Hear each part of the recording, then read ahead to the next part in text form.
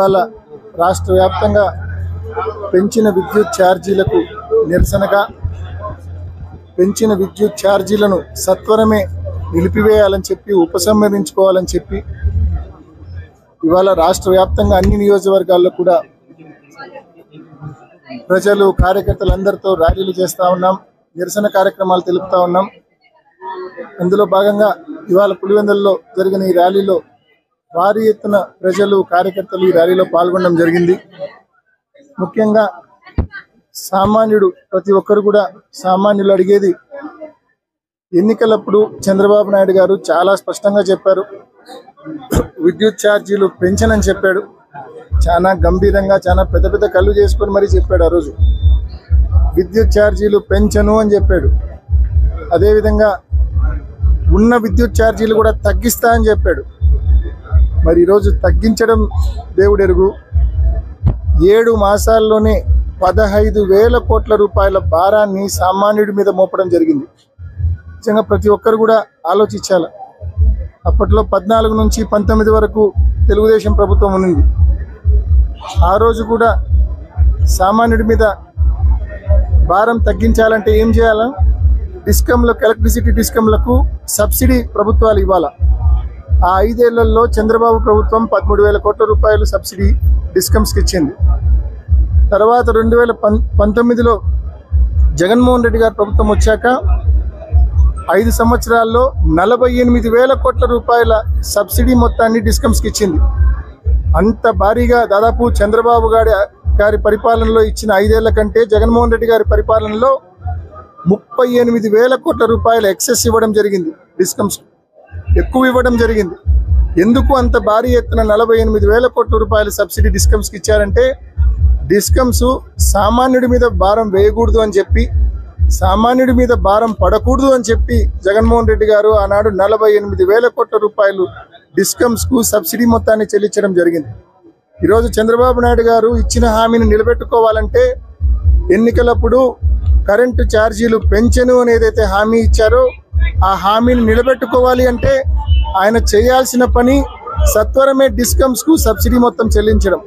మరి ఆ మాదిరి చేయకుండా ఇలా భారీ ఎత్తున ప్రజలపైన ఆ భారాన్ని వేయడం అనేది ప్రతి ఒక్కరు కూడా ఖండిస్తూ ఉన్నారు. ఈ వైఖరి తప్పు. ఎన్నికలప్పుడు పూర్తిగా ఎన్నికలప్పుడు అధికారం కోసం ఈ మాదిరి ఇష్టం వచ్చినట్టు హామీలు ఇవ్వడం, ఎన్నికలప్పుడు ఓటర్ దేవుడు అనడం, ఎన్నికలు అయిపోయాక ఇచ్చిన హామీలన్నీ గాలి కొదిలేసి ఓటర్ దెయ్యము అని చెప్పి ఓటర్ని దెయ్యం మాదిరి చూస్తూ ఉన్నారు మీరు. అంటే కేవలం అధికారం కోసం ఈ తప్పుడు హామీలన్నీ కూడా. ఫీజు రీయింబర్స్మెంట్ నిన్న జగన్మోహన్ రెడ్డి గారి ప్రజా దర్బార్కు గ్రీవెన్స్ సెల్కు కొన్ని వందల మంది యువత వచ్చారు. ప్రతి ఒక్కరు కూడా అన్న మాకు ఫీజు రీయింబర్స్మెంట్ రాలేదన్నా, మీరున్నప్పుడు మాకు ప్రతి 3 మాసాలకు ప్రతి క్వార్టర్లీ మాకు ఫీజు రీయింబర్స్మెంట్ ఇచ్చారు, వసతి దీవెన ఇచ్చారు.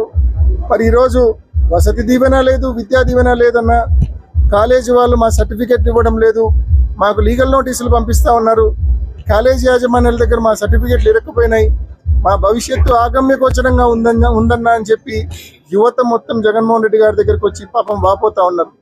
వాళ్ళకు అండగా నిలబడేందుకు కూడా జనవరి 3వ తారీఖున మరి భారీ ఎత్తున విద్యార్థుల కోసం ఫీజు రీయింబర్స్మెంట్ సత్వరమే ప్రభుత్వం చెల్లించాలని చెప్పి కూడా మరి నిరసన కార్యక్రమం చేయబోతా ఉన్నాం.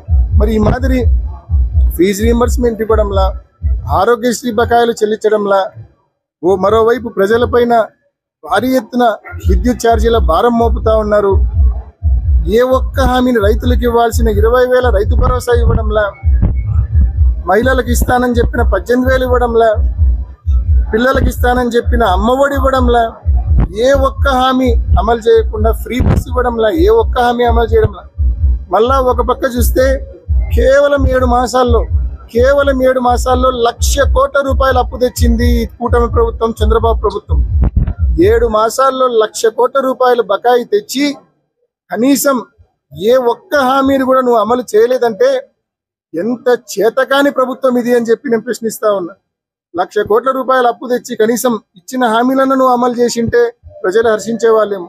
1,00,000 కోట్ల రూపాయలు అప్పు తెచ్చి ఏ ఒక్క హామీని కూడా నువ్వు 7 మాసాలు అమలు చేయలేదంటే నీ పరిపాలన పట్ల, నీ సమర్థత పట్ల పూర్తిగా కేవలం ఎల్లో మీడియా నిన్ను మోయడం తప్ప నీకు ఏమీ చేత కాదు, నీ వల్ల ఏమీ కాదని చెప్పి ప్రజలకు స్పష్టంగా అర్థమవుతుంది.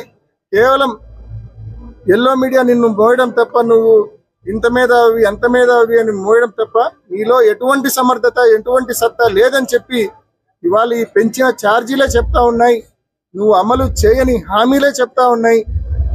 నీలో సమర్థత లేదు, సత్తా లేదు అని చెప్పి, నిజాయితీ అసలే లేదని చెప్పి, ఇచ్చిన మాట నిలబెట్టుకునే తత్వం అసలేదే లేదని చెప్పి, మరి ఇంత ఘోరంగా ఇంత అనతి కాలంలోనే, ఇంత తక్కువ కాలంలోనే ఇంత ఘోరంగా ఫెయిల్ అయిన ప్రభుత్వం భవిష్యత్తులో, గతంలో ఎప్పుడు చూడలే, భవిష్యత్తులో ఎప్పుడు చూడం కూడా.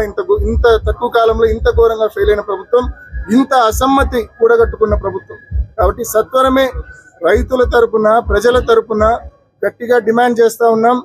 పెంచిన విద్యుత్ ఛార్జీలు సత్వరమే ఉపసంహరించుకోవాలా. అదేవిధంగా ఎస్సీ ఎస్టీ కాలనీస్ లో 200 యూనిట్లు ఉచిత విద్యుత్ను ఎటువంటి ఆటంకం లేకుండా, హరాస్మెంట్ లేకుండా కొనసాగించాలా. అదేవిధంగా రైతులకు సంబంధించిన వ్యవసాయ సర్వీసులకు 7 నెలల నుంచి పెండెన్సీస్ పెట్టారు, అవన్నీ కూడా వెంటనే మంజూరు